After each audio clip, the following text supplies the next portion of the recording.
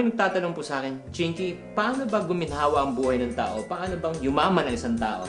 Everybody wants to become a millionaire. Ang sinasabi ko parati, ang pagyaman ng isang tao ay hindi po nag-uumpisa kung anong laman ng kanyang bulsa, kundi kung ano ang laman ng kanyang isipan. I'd like to share to you a simple formula that can really help you on how to become wealthy.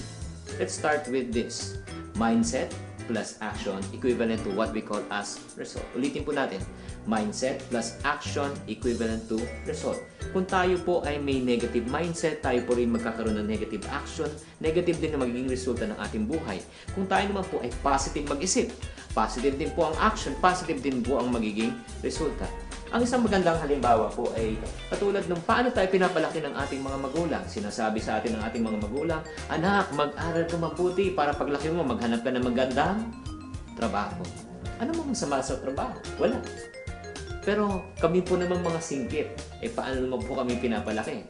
Sinasabi sa amin, anak, mag-aral ka mabuti para paglaki mo, hanap ka maganda ni negosyo. Okay?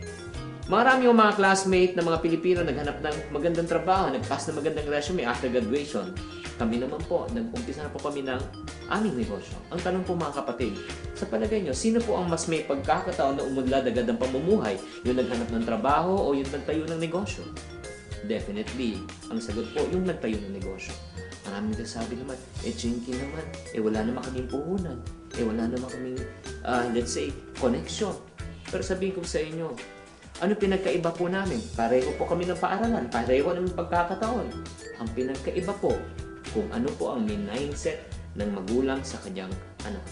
Ganun po kapangyarihan yung mindset.